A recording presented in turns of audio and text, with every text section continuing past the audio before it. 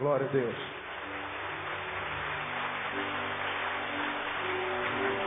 Pode sentar, irmão. Vamos a 1 Pedro, 2 Pedro, capítulo 1. Você que está vindo a primeira vez, a gente está desde o dia 30 de junho, trocando uma ideia aqui numa palavra que eu intitulei Os Suplementos da Fé, quando a fé apenas não basta. E nós pegamos essa epístola de Pedro, a segunda no capítulo 1, lemos de 5 a 10, quando ele diz: por isso mesmo vós, empregando toda a diligência, a palavra é essa aqui, ó: acrescentai à vossa fé. Ele está falando, sua fé precisa ser suplementada. Ela precisa ser acrescida. Então, a fé já foi gerada pelo Espírito, a fé é dom de Deus. Os que não creem, não porque não querem, porque não podem. Não lhes foi dado esse mistério, né? Esse privilégio. Muitos gostariam de crer e não conseguem. A fé é um dom de Deus. A fé não é de todos, como diz Paulo. Então, se você tem fé, quantos aqui tem fé? Diga, eu tenho fé, graças a Deus. Você é um abençoado, amém, amado? Então, não é de todos, diz Paulo. Então, os que têm fé, diz Pedro, acrescente a vossa fé virtude. E a virtude, ciência, ciência, domínio próprio perseverança, perseverança, piedade, piedade, fraternidade, fraternidade, amor. Porque se em vós houver abundar essas coisas, olha lá, elas não vos deixarão ociosos nem frutíferos no pleno conhecimento do nosso Senhor Jesus Cristo. Então ele diz que se eu não acrescentar a minha fé nisso, eu posso ficar ocioso, ou seja, inútil e infrutífero. Então, se eu acrescento a fé, isso que Pedro diz, eu não conheço ociosidade, ou seja, vou ser útil sempre, que a vida encontra sentido na nossa utilidade. Muita gente vive vida que desiste de viver, porque vive só para si, ele vive em torno do seu umbigo. Não é? Ele trabalha para comer, come para trabalhar, e a vida dele é para si, ele não se relaciona com ninguém, não abençoa ninguém, não interage com ninguém, e ele acha que se basta. Não se basta. Ninguém se basta a si. Jesus disse, foi Deus quem disse desde o início, não é bom que o homem esteja só. Então, se não é bom estar só não é bom. Então, não adianta fingir que você está bem, porque você é um mentiroso, você mente até para si. Né? E quem mente para si não tem esperança. Vai ter que ser essa face que é mesmo. E mais, lá no versículo 10, portanto, irmãos, procurai diligentemente fazer firme a vossa vocação e eleição, porque fazendo isso, leia o finalzinho para mim. Nunca, jamais, o quê? Tropeçareis. Veja que ele dá ênfase, né? Nunca, ele podia falar, nunca tropeçareis, jamais tropeçareis. Não, ele fala, nunca, jamais tropeçareis, se a gente suplementar a fé.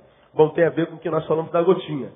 Amor de muitos esfriarão, ou seja, tropeçarão na fé. Vão ficar pelo caminho, vão ficar ociosos. Isso é uma obra da maioria. Então não se impressionem em ver tanta gente ficando no caminho. Né? Aprenda a perder para que você ganhe. Né? Essa é a palavra. Então temos que acrescentar, vimos lá no versículo 5, virtude, ciência, domínio próprio e perseverança. Nós estamos já em perseverança, estamos falando um por um, né, bem devagarinho, para a gente sugar tudo, todo o tutano dessa palavra de Deus. E nós começamos a aprender o que é perseverança na semana passada. Uma palavra que me surpreendeu muito, que eu não tinha essa noção dessa palavra perseverança, upomone, que literalmente significa ficar para trás. Jamais imaginaria que perseverar era ficar para trás. Eu nunca podia imaginar um negócio desse. Nunca nos meus estudos, nas minhas pesquisas, eu mergulhei na etimologia dessa palavra de jeito nenhum. Então a palavra upomone, que é de onde se traduz perseverança, é literalmente ficar para trás. Não é muito tempo assim, é ficar firme, não, é ficar para trás. Eu achei isso muito impressionante. Ficar pressupõe estabilidade, né? Ficar pressupõe inércia, imobilidade.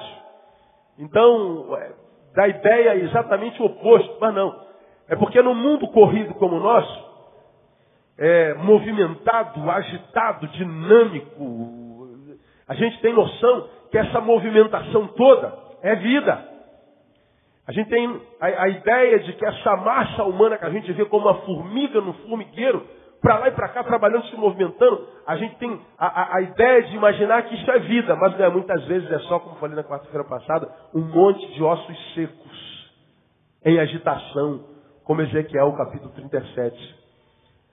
Quando ele profetizou um monte de ossos secos, houve um ruído, um barulho, carne se unir aos ossos e músculos e tal, mas diz o texto lá, mas ainda não havia vida. Então a vida não se desenvolve só no movimento do biológico, do bios. A vida se movimenta quando esse bios está em contato com a fonte da vida, que é Deus. Vida só há em Jesus. Aí a gente vê essa multidão correndo, vivendo para si, atrás de seus prazeres, dos seus desejos, da sua carne, e a gente tem que perseverar vendo o que a gente está vendo. Está todo mundo indo para lugar nenhum, está todo mundo vivendo para si, e a Bíblia diz, você tem que acrescentar sua fé e perseverança, ou seja, tem que ficar para trás. Todo mundo indo para longe de Deus, todo mundo indo viver a sua vida, todo mundo indo tentar a sorte, todo mundo abandonando, todo mundo apostatando. A Bíblia diz, fica para trás. Todo mundo se dando bem, sem trabalho, todo mundo querendo dar a volta em todo mundo, fique para trás. Todo mundo querendo colher sem plantar, fique para trás. Todo mundo dando um jeitinho brasileiro para se arrumar na vida, fique para trás. Porque ver todo mundo vivendo assim, a gente tem a tentação de entrar no meio e se dar bem também. Os que estão se dando bem, se não é pelo caminho de Jesus, logo, logo vão se dar mal. Porque a Bíblia diz de forma muito clara, falamos isso na quarta-feira passada. Há caminhos que ao homem parecem o quê? Bom. Mas o fim deles conduz aonde? À morte. E a Bíblia diz que o melhor é o quê? O fim das coisas. Então a gente vê no caminho, parece que dá para viver sem Deus. Parece que a gente consegue. É bobagem. Esse negócio de Deus é bobagem. Então deixa o povo ir. O povo parece estar estando bem. Só o que a gente não percebe é que o que a gente vê do povo é só o que o povo quer que a gente veja. Como também o que o povo vê de nós é só o que a gente quer que a gente veja.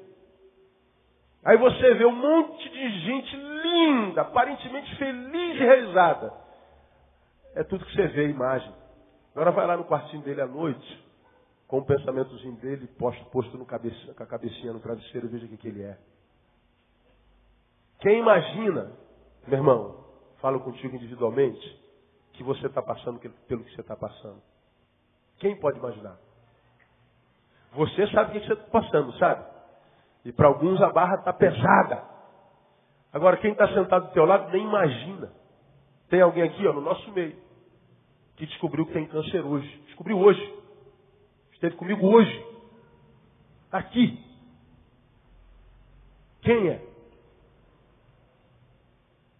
Você não tem noção. Está sentado do seu lado. Pelo menos do lado de dois de vocês. Ele está sentado. Agora, porque a gente olha para fora e a aparência é boa, a gente imagina que a vida é aquilo ali. A essência, nada com aquilo ali tem a ver. Aí a gente imagina que o povo sem Deus, o homem longe da fonte da vida que é Deus, que diz sem mim nada podeis fazer, está bem. Porque está todo mundo sorrindo. Está todo mundo com tênis de marca, está todo mundo com cabelo liso. Todo mundo com aparelho no dente, todo mundo bonitinho. Pois é, mas tire por si. E você vai saber o que é a essência da sociedade. Por isso eu digo que trabalhar com gente muitas vezes é muito difícil, porque a gente tem contato com a essência do ser. A gente tem contato com os problemas dos outros. E é desesperador, irmão. É desesperador. A gente tem medo de ser o próximo, porque isso é possível. Então, a Bíblia diz, não se iludam com o que seus olhos veem. Você parece que está vendo todo mundo vivendo abundantemente. Só imagem. Persevera no Senhor. Fique para trás. Não venda a sua dignidade. Não venda a sua fé. Não negocie os princípios do reino. Fique para trás. Isso é perseverança. Eu achei muito interessante essa palavra de quarta-feira passada, não é? Então nós consideramos tudo isso, e aí nós aprendemos que a perseverança traz em si alguma semelhança com o que chamamos de perda. Se está todo mundo indo, parece estar vivendo, eu fico para trás, parece que eu estou perdendo. Perseverar, perder a raiz, é quase a mesma. É igual perdão. Lembra que eu preguei sobre perdão alguns anos atrás? Perdão no português é aumentativo de perda. Por que perdão é difícil? Porque é uma perda grande. E a gente não nasceu para perder. A gente não gosta de perder nem 0 em 1, irmão. Fica com raiva. Naquela época eu preguei assim, quem falou assim, o importante é competir, chegou em segundo lugar, ele perdeu. Duvido que o campeão fale assim, o importante é competir. O importante é ganhar, irmão. O importante é competir. Quem falou isso perdeu. Então ele se consola. A gente não nasceu para perder. Então quando fala, você tem que liberar perdão, vai estar louco. Perder já é ruim, perder grande então é impossível. Perseverar é ficar para trás, por isso que perseverar é difícil. Como ilustrei na semana passada, a gente está num grupo de pessoas, amigos, irmãos, queridos, parentes, e a gente está todos juntos, né? Andando na presença do Senhor, vivendo a vida naquele que é a fonte da vida, que é Deus, que disse, eu sou o caminho, eu sou a verdade, eu sou a vida. Estamos todos nele. Mas aí a gente vê amigos, irmãos, queridos, cansando nele, estão querendo trilhar carreira solo. Outro caminho, outra vida, outra verdade. Você ama essa gente.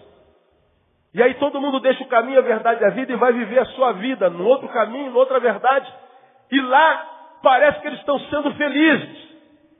É porque a gente só olha o que o nosso olho vê. A gente não considera o fim. Melhor é o fim das coisas. Vamos ver onde eles vão acabar, onde nós vamos acabar. Só que a gente não tem olhos de fé para ver onde é que vai acabar, a gente só considera o imediato. Aí no imediato a gente vê um monte de gente se ferrando. Aí a gente está vendo amigos, irmãos, queridos indo embora e a gente fica sozinho. E a Bíblia diz, Neil, persevera, mas Senhor, lá parece que está todo mundo bem. Neil, não acredita no que seus olhos veem. Fica para trás, Neil. Mas Senhor, e agora eu estou sozinho? Fica para trás. Isso é perseverar.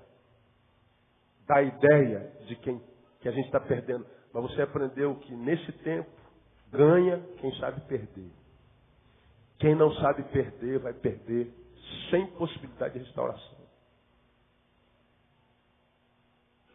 Aí eu faço algumas últimas considerações sobre perseverança para na semana que vem a gente passar para o próximo suplemento, que é a piedade. Perseverar, portanto, é uma arte de difícil prática. Muito difícil. Porque a gente tem muito medo da solidão. Muito medo. Solidão, desde que século é contado, é o mal do século. Desde sempre. Estou lendo o livro de Erasmo de Roterdã. E no livro dele ele faz alusão à solidão como sendo o mal do século. Estamos no século XXI e a solidão é o mal do século. Então ficar para trás dá a sensação de perda e de que nós vamos ficar só. Ou a gente aprende a conviver com a companhia da solidão, ou a gente vai se perder completamente no meio da multidão. Isso é muito claro diante dos nossos olhos. Então, perseverar é uma arte difícil prática. Todavia, se a Bíblia diz que a gente tem que acrescentar perseverança, ela pode ser difícil, mas não é impossível. Porque Deus não seria um tolo para dizer, para a gente fazer uma coisa que a gente não possa fazer. Perseverar. Porque a gente não persevera, a gente perde família, perde esposa, perde filho, perde marido, perde tudo. Como a gente encontra com gente que perde tudo? Me ajuda, pastor, o que eu faço? Não tem mais o que fazer, cara. Em alguns casos não tem mais o que fazer. Você não permaneceu fiel, você não permaneceu amando, você não permaneceu abençoando. Você foi atrás dos amigos, você se deformou, você não ficou para trás. E agora você está perdendo tudo. Vai ficar para trás. O problema é que a gente não ouve, né? Mas aí é de cada um. Segundo, perseverar é uma arte difícil? É, mas não é impossível. Segundo, perseverar é uma ordem. O texto que a gente está estudando é muito claro quando diz no versículo 5. Por isso mesmo, vós empregando toda a diligência, acrescentai. Isso não é sugestão. Isso é uma ordem. Isso aqui é a palavra de Deus ordenando ao seu povo. Neil, diga ao meu povo e faça você também. O que, Senhor? Acrescente a sua fé, perseverança. Aprenda a ficar para trás. Não é uma sugestão, não é um bizu que Deus dá. Ele está dizendo, você tem obrigação de fazer isso. De modo que quando eu não persevero, eu não só construo um mundo de maldição para mim, como também eu estou em desobediência a Deus. Estou em pecado. A coisa agrava ainda mais. Acrescentai à vossa fé perseverança. Agora, por que eu ressalto que a perseverança é uma ordem? Porque geralmente nós tendemos a cumprir apenas as ordens fáceis. A gente gosta de cumprir o que não dá muito trabalho. Né? Hoje eu estava na academia, de 7 às 9 eu estou lá, todo dia. Aí, algumas semanas atrás apareceram as dores no cóccix, ou cóccix, eu não sei como é o nome dele.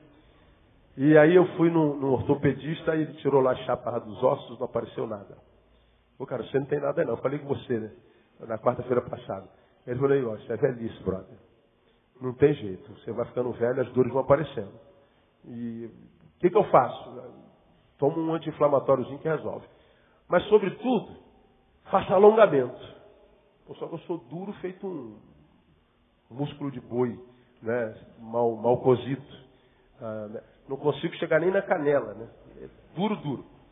Aí eu falei lá pro professor, preciso alongamento. Aí, toda manhã, quando termina o exercício, ele vem aqui em cima e sobe. Aí parece que a perna vai arrebentar os músculos. Já passaram por isso, não é? Dói, fica uma desgraça.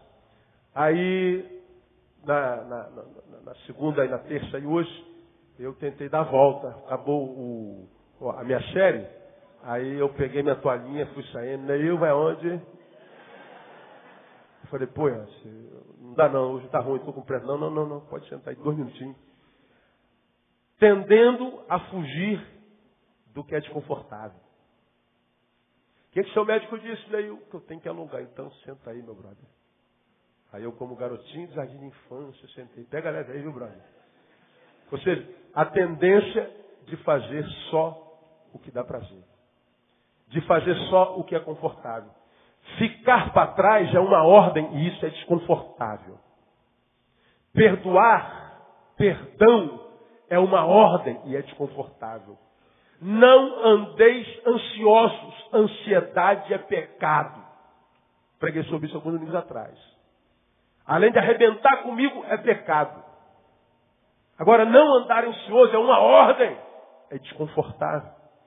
Agora, perceba, irmão, que geralmente os valores do reino de Deus são contrários aos valores mundanos. O que no mundo dá prazer parece que o reino reprova.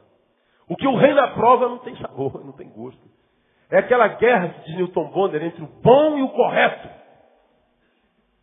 Nem sempre o bom é correto e o correto não é bom. Aí tu fica, pô, mas isso aqui é tão bom, Jesus, só um pedacinho.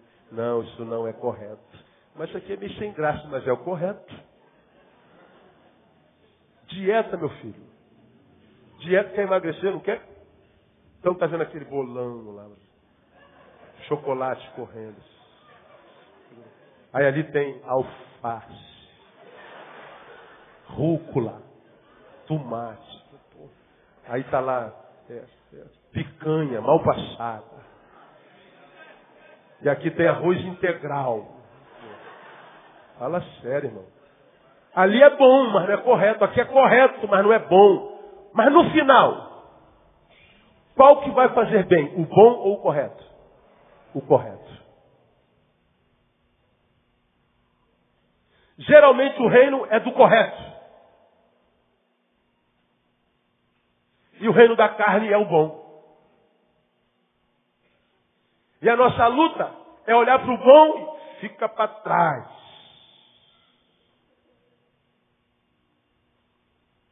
É ordem. Não perseverar é pecado. Terceiro, é uma necessidade.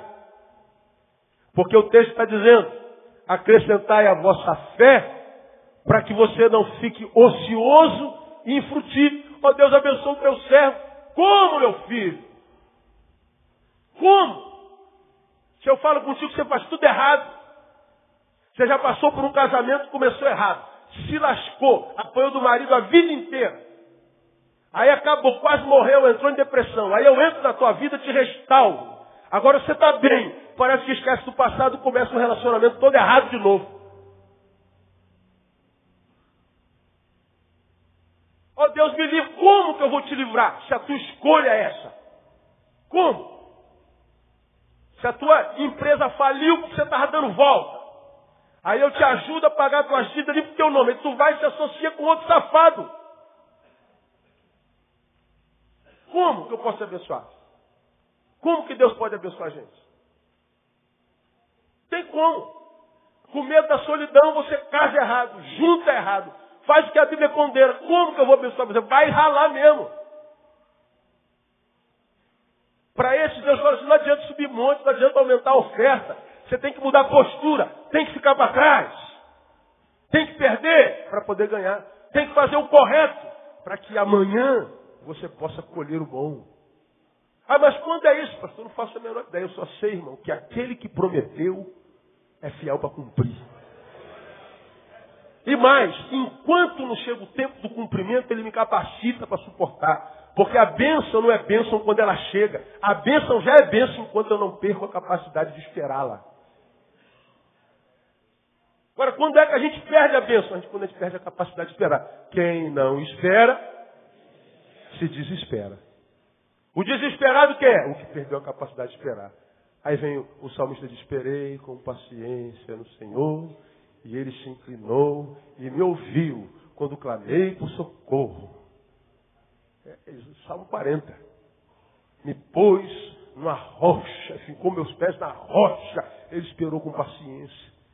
Nosso problema é impaciência. Aí a gente vê gente cometendo os mesmos erros. Meu camarada, você está com 40 anos, cara. Você está errando há 40 anos. Pelo amor de Deus, meu camarada. Não faz isso. Miserável, vai, faz. Fazer o quê? Aí arrebenta de novo. Culpado foi o pastor, culpado foi minha mãe. Culpado foi o diabo. Oh, coitado do diabo. Tem pena do diabo às vezes, mano. Lançamos sobre ele toda a nossa mediocridade. Tudo é o diabo. Só que em grande escala, que eu vejo no caminho, é que o diabo de cada um de nós se chama pelo nosso nome. Quando é o diabo do inferno, nós temos uma arma. Em nome de Jesus está repreendido Satanás. E ele se retira. Agora, quando o diabo se chama Neil, não adianta dizer para o Neil, Neil está repreendido. Tesão do Neil está repreendido. Língua fofoqueira do Neil está repreendida. Ganância do Neil está repreendida. Ganância não é espírito, tesão não é espírito, fofoca não é espírito. Isso é caráter deformado. Caráter deformado não se conserta com oração, se conserta com disciplina, com sacrifício. Então, é uma necessidade para quem não quer ser infrutífero, para quem não quer tropeçar. Porque se a gente persevera, nunca jamais ficaremos para trás, ou nunca jamais tropeçaremos. Então, a perseverança é questão de vida e morte, porque não tê-la faz com que a gente se veja muitas vezes impedido de alcançar muitas promessas. A promessa foi feita, mas eu não posso alcançar porque eu não perseverei. Não tem como. Quer ver um exemplo prático? Hebreus 10. Volta um pouquinho, só algumas páginas aí. Hebreus 10, 36.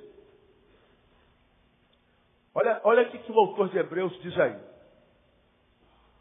Porque necessitais de perseverança, para que depois de haverdes feito a vontade de Deus, leia o resto, alcançais ou alcanceis a promessa. Porque necessitais, é uma necessidade.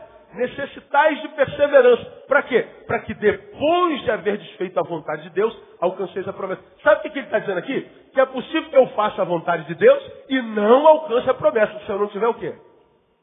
Perseverança. Aí a gente fica brincando de igreja. A gente gosta do fogo, do reteté, do barulho. A gente vai para as portinhas aqui, portinha ali, para o missionário aqui, para o missionário ali, só um monte ali. E a gente vai brincando. Estou sentindo fogo, estou sentindo poder. Legal. Vamos ver, quando o fogo acabar a gente conversa. Acabou o fogo, irmão? Vamos lá, o que você vai fazer agora? O que eu tenho que fazer? Ué, não aprendeu nada? Só sentiu? Só arrepiou? Só tremeu? Só babou? Não teve sabedoria? Não teve ciência? Não teve direção? Não falaram nada disso não. Pois é, vai ficar como está. Aí a gente fica, sabe como que? Perdoa, irmão. Quase como viciado. A vida não evolui, não flui, e eu tenho que sentir mais um pouquinho de fogo. Porque o único lugar onde eu tenho um pouquinho de paz é durante o tempo do culto. É durante o tempo do reteté, durante o tempo da unção, do mover do Espírito Santo. Agora, e quando acaba o culto?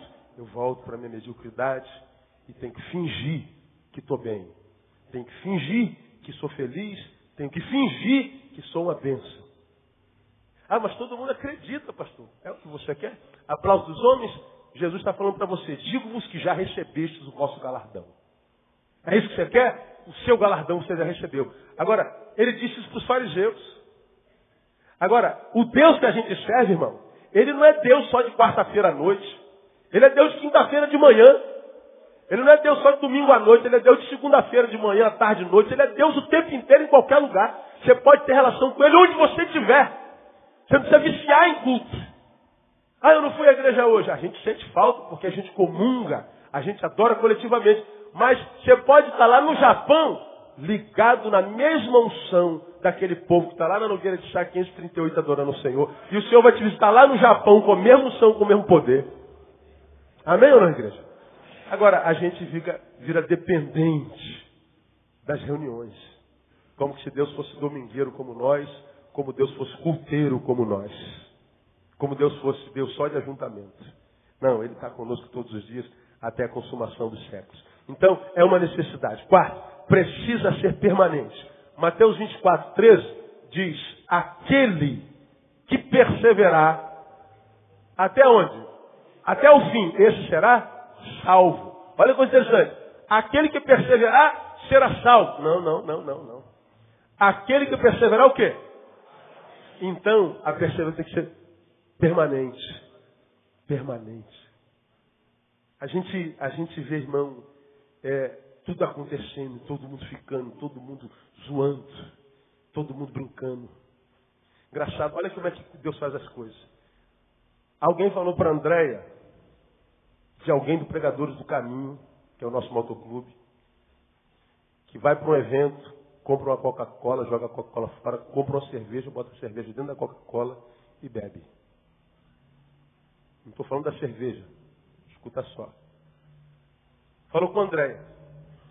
Aí hoje eu encontrei com um motociclista no caminho, eu estava com a minha moto, fazendo minhas obrigações, parei no posto, parou um brother para abastecer com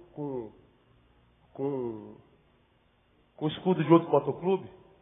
Ele falou, ei, pastor Neil, tudo bem, meu querido? Tudo bem. Aí ficamos conversando, ele falou, pô, pastor, me dá uma explicação. Pois não, querido. Uma pessoa que joga Coca-Cola fora, bota cerveja dentro, para beber sem que ninguém saiba, é o quê? Falei, é um hipócrita. Pois é, tem gente do seu motoclube que faz isso. Ou se eu sou outro, eu ia morrer de vergonha, embora muita vergonha eu senti. E eu falei assim, isso não deve ser feito. Porque se o sujeito fosse homem, ele beberia cerveja com a cerveja na mão, pelo menos. De modo que o pecado não está nem na cerveja, mas no espírito que o faz dissimular. Dissimulação. Além de vergonhar o nome de Jesus, afastar essa alma de Jesus, porque para esse motociclista, ele está dizendo, crente é dissimulado, é safado, mente. Essa alma, pregador, Deus vai jogar na tua conta. Se esse cara cai de moto, vai para o inferno, você vai responder por essa alma. Seu mané. Crente de merda. Essa alma vai na tua conta. Não é por causa da cerveja, é por causa da sua dissimulação. Dissimulação é o ministério do diabo. Que se transforma até em quê? Anjo de luz. Se transforma em pregador do caminho, pastor.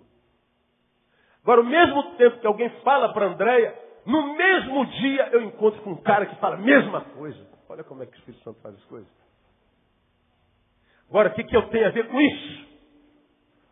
Posso chamar o cara e falar assim, aqui, ó, é ele. Confessa o seu pecado aí, mané. Estou arrependido. Não, confessa a Deus. Confessa ao seu pastor, confessa.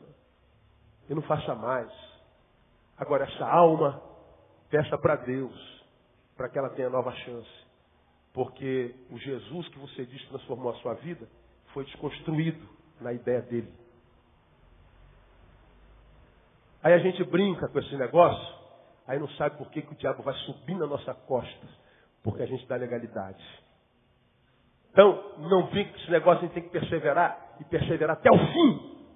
Porque a Bíblia diz que nós estamos cercados por uma tão grande nuvem de testemunhas. Testemunhas. E eu sei que eu, como mensageiro, posso impedir alguém de ouvir a mensagem. Não é inteligente, por causa do mensageiro, que eu deixe de ouvir a mensagem. Estou nem para o mensageiro, eu quero a mensagem. Mas não é assim que acontece. A pessoa, por causa do mensageiro, deixa de ouvir a mensagem. Agora, a alma Deus cobra da gente. E aí, já foi há muito tempo o nosso tempo. Não tem jeito. Algumas áreas nas quais devemos perseverar. Só vou citar e não vou comentar. Abrem Atos 2:42. Semana que vem a gente volta com piedade. Atos 2:42. Sei que tem muita gente que anota, eu só vou citar e não vou comentar para a gente ir embora para casa. Atos 2 retrata o dia de Pentecostes. Foi nesse dia que o Espírito Santo baixou, desceu, a promessa se cumpriu. O Paráclito, que foi chamado ao lado para ajudar, desceu. E aqui começou, digamos, de fato, espiritualmente falando, a igreja, digamos assim, com a essência do Espírito Santo de Deus. Aí, algumas áreas nas quais nós devemos perseverar. Atos 2:42 diz assim, veja o que está escrito aí, ó. E perseveravam, aonde?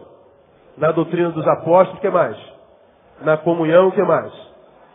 O que mais? Nas orações. Olha, em quantas áreas eles perseveravam. Primeiro aonde?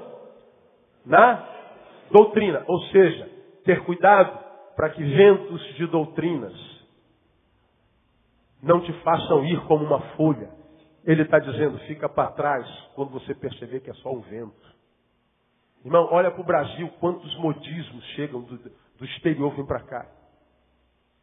Modelos eclesiásticos. A gente for analisando desde NEBs, núcleos de estudo bíblico. Depois veio a rede ministerial lá do Bill Hybel entrando pela Igreja Batista de Fortaleza. Aí depois do rede ministerial vem evangelismo explosivo. Vem a igreja em célula do Robert Lai, dos Menonitas. Depois da igreja em célula vem a igreja com propósito. Sai a igreja com propósito, vem G12. G12 racha, vem M12. E a gente vai de evento em evento, de mover em mover, de adoração em adoração. Se a gente fizer uma análise da adoração da igreja ao longo das últimas décadas, veio desde lá de Janires para o Rebanhão, passando pelo Milagre, passando por Altos Louvores, passando por a década de 80, o mover das comunidades. As comunidades tomaram o Brasil. Depois apareceram os grandes grupos como eu esqueci o nome do grupo, fez muito sucesso no Brasil.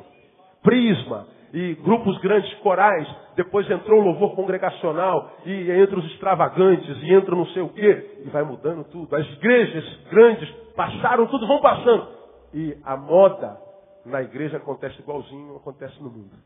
E a gente vai atrás de todo vento modal, todo vento de doutrina, todo vento de adoração.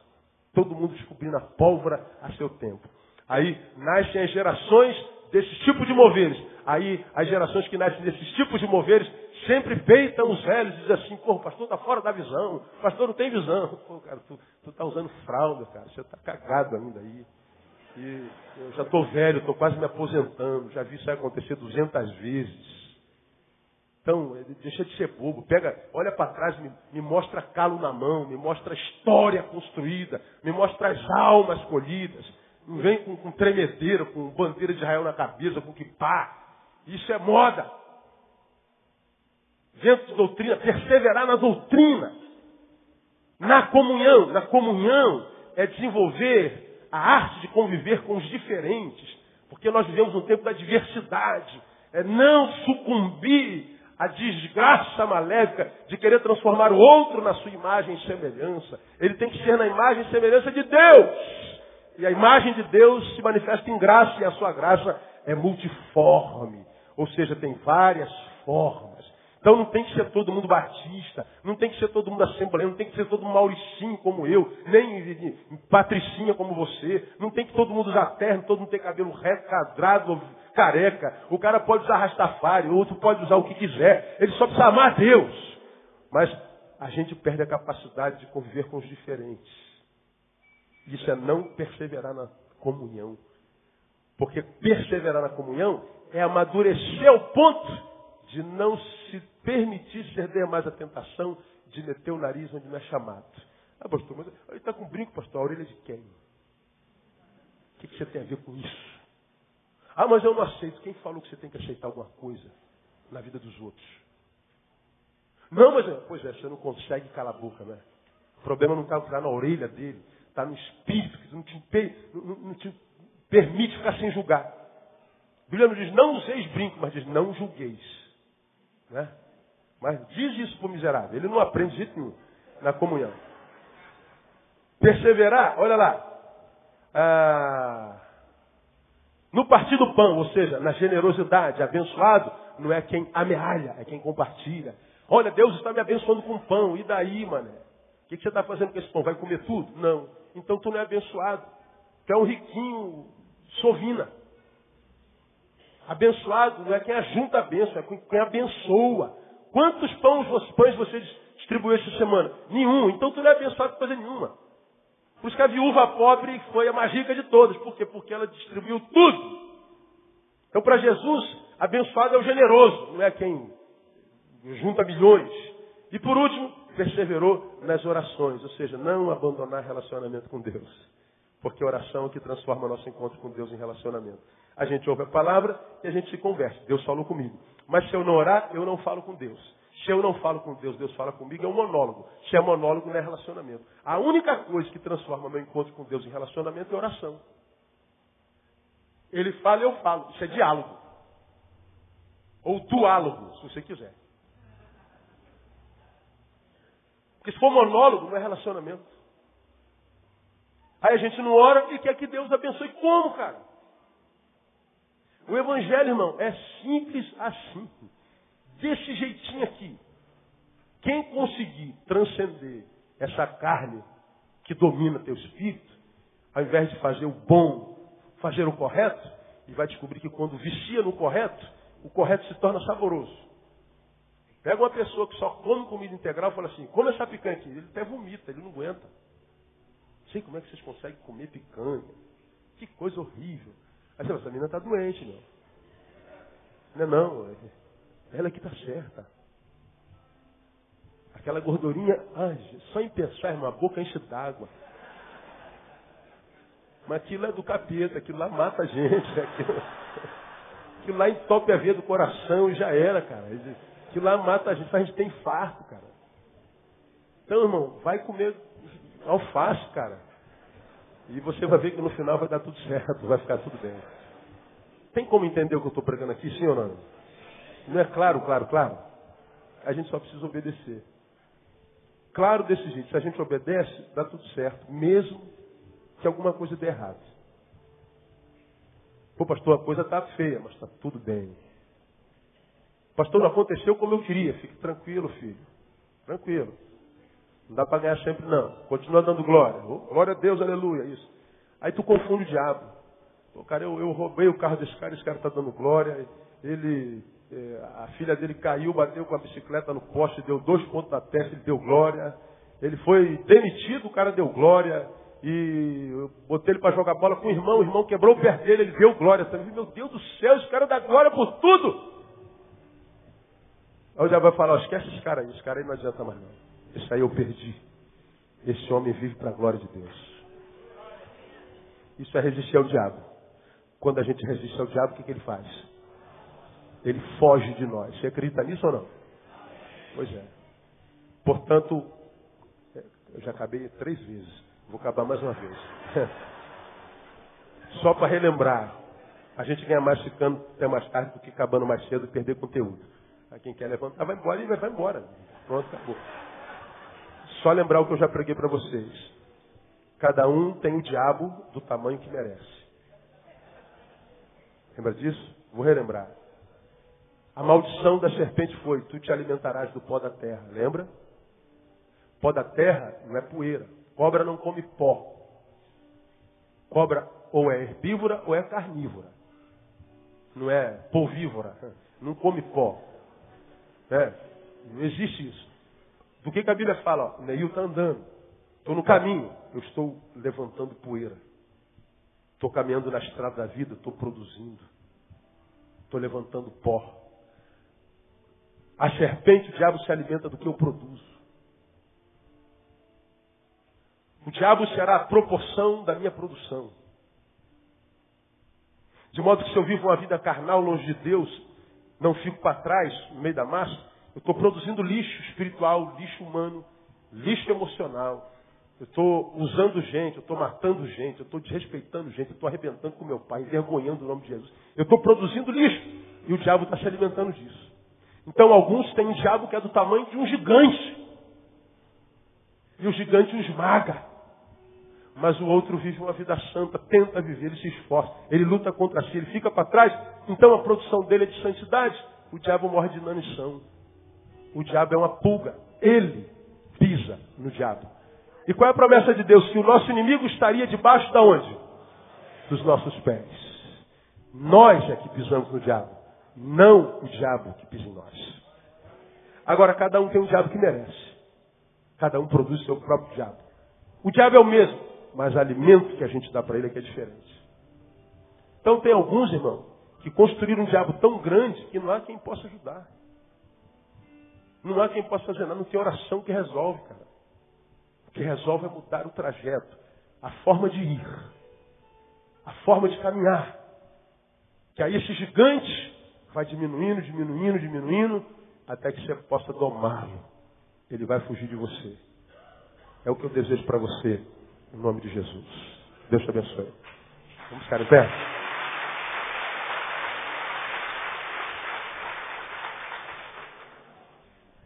Deus, tu disseste tudo. A nossa esperança é que nós consigamos ouvir. E ouvir é mais do que escutar, Deus. Nós queremos perceber os sonhos da tua palavra e reter essa palavra no nosso coração. Para podermos falar um dia como salmista, escondi a tua palavra no meu coração para eu não pecar contra ti. Ajuda-nos, ó Deus, a guardar essa palavra. Ajuda-nos a ser mais do que o que a gente parece ser. Ajuda que nós sejamos aquele que nós somos no teu coração, porque aquele que nós somos no teu coração é um ser abençoado, útil, não ocioso. É o que nós queremos, ó Deus, enquanto ajuda do Senhor para que sejamos e nos tornemos. Nos ajude a livrarmos do pior que há em nós, para que o melhor de nós, que é a tua imagem em nós, a ímago Dei, a imagem de Deus em nós possa sobressair e reger a nossa vida, para que a nossa produção ruim seja mínima, para que o diabo diante de nós seja esmagado pelo poder do nome de Jesus. Despeça-nos da tua paz, que todos os que daqui saírem em casa cheguem, sãos e salvos, anulo na autoridade do nome de Jesus todo intento do diabo contra qualquer um dos meus irmãos. Caia por terra os inimigos de Deus nesta hora, e que a graça do Senhor seja sobre a vida de cada um dos irmãos, com o amor de Deus e a comunhão do Santo Espírito, desde agora e para sempre. Amém. Aleluia. Vou em paz, Deus abençoe. Até a próxima. Não saia sem dar um abraço no teu irmão.